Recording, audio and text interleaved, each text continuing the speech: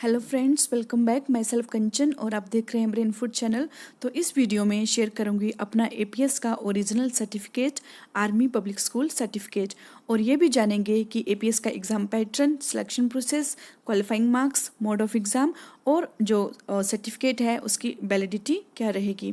तो बने रहिए वीडियो के एंड तक। और जो चैनल पर नए हैं please like share and subscribe my channel. और अगर आप सीटेट की प्रेपरेशन कर रहे हो तो सीटेट के प्रीवियस ईयर सॉल्वर पेपर आपको डिस्क्रिप्शन बॉक्स में मिल जाएंगे। और अगर आप यूजीसी नेट कॉमर्स की प्रेपरेशन कर रहे हो तो उसका भी पूरा डिटेल सिलेबस आपको डिस्क्रिप्शन बॉक्स में मिल जाएगा। तो चलिए शुरू करते हैं। तो चलिए सबसे पहले तो इसका एग्ज़ाम पैटर्न देख लेते हैं कि एग्ज़ाम पैटर्न कैसे रहने वाला है। तो पीजीटी और टीजीटी वालों के लिए और पीआरटी वालों के लिए, सबसे पहले पीजीटी और टीजीटी वालों के लिए जो एग्ज़ाम पेपर है वो दोनों सेम ही है, मीन पार्ट ए और पार्ट बी। मीन पीजीटी और टीजीटी वालों के लिए दो पार्ट में ये पेपर होगा, पार्ट ए और पार्ट बी। पार्ट ए में जो क्वेश्चन पूछे जाएंगे वो रिलेटेड होंगे आपके general awareness, mental ability, English comprehension, educational concept and methodology, inclusive education और इंफॉर्मेशन टेक्नोलॉजी। और मैक्सिमम मार्क्स पार्ट ए के 90 रहेंगे। और आपका जो पार्ट बी है, पार्ट बी आपका सब्जेक्ट से रिलेटेड है, मीन जो आपका सब्जेक्ट है उससे रिलेटेड इसमें क्वेश्चन पूछे जाते हैं। और ये भी मैक्सिमम मार्क्स ये 90 का रहेगा। और टोटल ड्यूरेशन ऑफ एग्ज़ाम जो है आपकी, मीन जो आपका टाइमिंग होगी एग्ज़ाम की वो 180 मिनट्स रहेगी। मीन पीजीटी और टीजीटी वालों के लिए टोटल 180 नंबर का पेपर आएगा, ठीक है। और टाइमिंग भी 180 मिनट ही होगी। और इसका एग्ज़ाम का जो मोड होता है वो ऑनलाइन होता है। नेक्स्ट है पीआरटी। तो पीआरटी वालों के लिए आपका एक ही पेपर होता है, मीन पार्ट ए ही होता है, ठीक है। तो पार्ट ए में जो है सेम जैसा आपका पीजीटी और टीजीटी वालों के लिए था सिलेबस वैसे ही रहेगा। General awareness, mental ability, English comprehension, educational concept and methodology, inclusive education और इंफॉर्मेशन टेक्नोलॉजी। और ये मैक्सिमम मार्क्स इसमें 90 रहेंगे। और टाइमिंग जो है ड्यूरेशन ऑफ एग्ज़ाम भी 90 मिनट्स ही रहेगी। तो देखिए गाइस, जो आपका पीजीटी और टीजीटी का पार्ट ए और पार्ट बी जो आपका एग्ज़ाम होता है, ये आपकी मर्जी है कि आपने पहले पार्ट ए करना है या पार्ट बी करना है। मीन दोनों पेपर आपके एक साथ ही होंगे ये, ठीक है, एक ही शिफ्ट में होंगे। और टोटल 180 मिनट जो है कंटिन्यूटी में होंगे, ओके। और आपका जो लैंग्वेज होगी एग्ज़ाम की वो सबसे मेन है, क्योंकि जो लैंग्वेज होगी वो सिर्फ आपकी इंग्लिश मीडियम में ही एग्ज़ाम आता है। ये सिर्फ आपका हिंदी और संस्कृत जो आपके सब्जेक्ट हैं, ठीक है, उनको छोड़ के बाकी सारे सब्जेक्ट जो है आपके मीन एक सिंगल लैंग्वेज में ही आपका आएगा। और हिंदी और संस्कृत दोनों बाइलिंगुअल लैंग्वेज में आते हैं ये। तो चलिए अब देखते हैं कि इसके क्वालिफाइंग मार्क्स क्या रहने वाले हैं। तो गाइस, आपने देखा कि जो टीजीटी और पीजीटी वालों के लिए था पार्ट ए और पार्ट बी। तो पार्ट ए जो है आपका कितने का था, 90 मार्क्स का था। और पार्ट बी आपका 90 मार्क्स का था। मीन टोटल 180 जो है आपके मार्क्स रहेंगे इसमें। और इसमें क्वालिफाइंग जो मार्क्स रहेंगे वो रहेंगे आपके 50%। मीन पार्ट ए और पार्ट बी दोनों पेपर में आपको 50% लेने होंगे। मीन 90 का 50% मीन आपका 45 मार्क्स तो आपके आने ही चाहिए। 45 मार्क्स होंगे तभी आप ये पेपर क्वालिफाई कर पाओगे, अदरवाइज नहीं। और सेम आपका पीआरटी वालों के लिए भी आपका क्वालिफाइंग मार्क्स 50% रहने वाले हैं। मीन उनके लिए भी 45 मार्क्स जो है क्लियर होने के लिए चाहिए ही चाहिए। और मेन बात इसमें यह है कि कैटेगरी चाहे कोई भी हो, मतलब कैटेगरी आपकी जनरल हो या रिजर्व्ड हो, एससी एसटी ओबीसी हैंडीकैप्ड, सभी के लिए जो है सेम ही कंडीशन है क्वालिफाइंग, दैट इज 50% मार्क्स आपके दोनों पार्ट्स, चाहे ए पार्ट हो चाहे बी पार्ट हो या फिर पीआरटी वालों के लिए ए पार्ट हो, मीन 50% तो चाहिए ही चाहिए। और आपका इसमें मार्क्स जो होंगे आपके, जो नेगेटिव मार्किंग इसमें होगी, ठीक है गाइस। तो जो दो मेन फैक्टर होते हैं इस पेपर में वो दो मेन फैक्टर यही हैं, एक तो इसकी नेगेटिव मार्किंग और दूसरा आपका मीडियम ऑफ पेपर, क्योंकि मीडियम ये इंग्लिश में रहने वाला है, ओके गाइस। तो ये था आपका क्वालिफाइंग मार्क्स।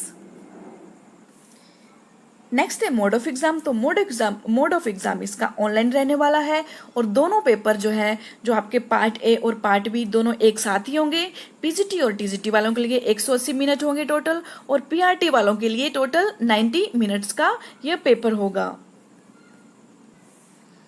नेक्स्ट है सिलेक्शन प्रोसेस। तो इसका सिलेक्शन प्रोसेस इस तरह से रहने वाला है। फर्स्ट स्टेज आपकी होती है स्क्रीनिंग टेस्ट, जो आप एग्जाम दोगे रिटन में, ओके, मीन ऑनलाइन मोड में, और उसमें आपको टोटल 50% दोनों पार्ट्स में क्वालिफाइंग नेचर चाहिए ही चाहिए, ओके। और सेकंड स्टेज होती है आपकी इंटरव्यू, ठीक है।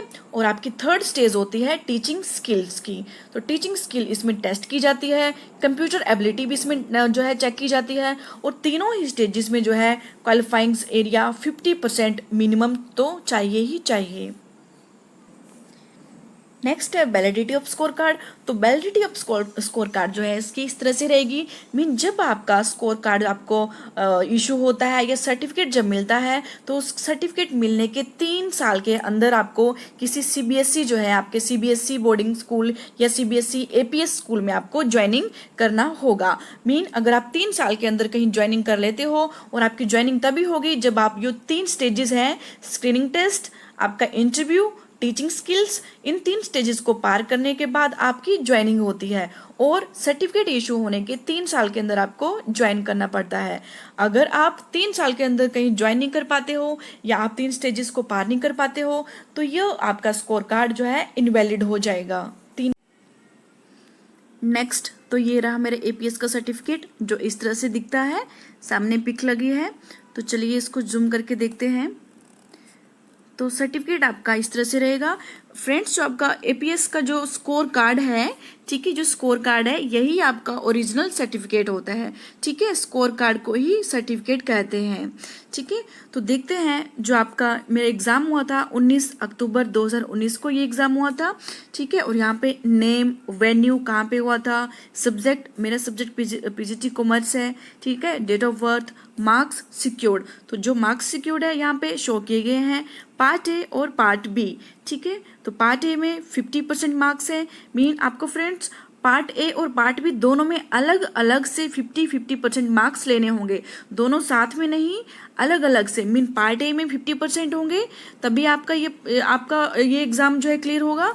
अगर पार्ट बी में आपके 50% जो है मार्क्स होंगे, तभी आपका पार्ट बी एग्ज़ाम क्लियर होगा, ठीक है फ्रेंड्स। और अगर आप पीआरटी के लिए जो है सिर्फ आपका part A he exam clear होता है, मीन अगर आप पेपर ए जो है इसी को क्लियर करते हो, तो आप पीआरटी के लिए एलिजिबल हो जाते हो, मीन तब भी आपको जो है सर्टिफिकेट इशू हो जाता है पीआरटी का, ठीक है।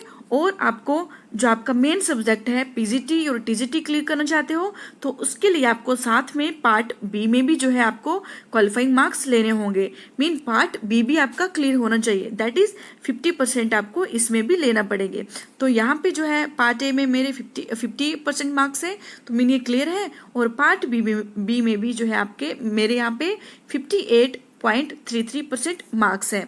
तो देखिए फ्रेंड्स, जो एग्ज़ाम हुआ था 19 अक्टूबर 2019 को हुआ था, और जो डेट ऑफ इशू है इसकी ये 11 जो है आपकी नवंबर 2019 है। मीन अगर मैं बात करूँ इसकी वैलिडिटी की, ठीक है, तो वैलिडिटी जो है यहाँ पे इन्होंने बताई है कि किस तरह से जो है इस स्कोर कार्ड की वैलिडिटी रहती है। तो फ्रेंड्स, जब आपका ये स्कोर कार्ड जो है जब इशू होता है, तो स्कोर कार्ड इशू होने के 3 साल के अंदर, ठीक है, 3 साल के अंदर आपको क्या होगा, किसी एपीएस या सीबीएसई बोर्डिंग स्कूल में जो है आपको एपीएस के सीबीएसई स्कूल में जो है ज्वाइनिंग करना पड़ेगी। तो ये आपका जो कार्ड है वो लाइफ टाइम के लिए वैलिड हो जाएगा, ओके फ्रेंड्स। तो इस तरह से जो था ये आपके लिए इंफॉर्मेशन थी एपीएस सर्टिफिकेट के रिगार्डिंग। आई होप आपको इंफॉर्मेशन जो है काफ़ी वैलिड या इंफॉर्मेटिव लगी होगी। तो चैनल को सब्सक्राइब जरूर कीजिएगा। धन्यवाद, थैंक यू।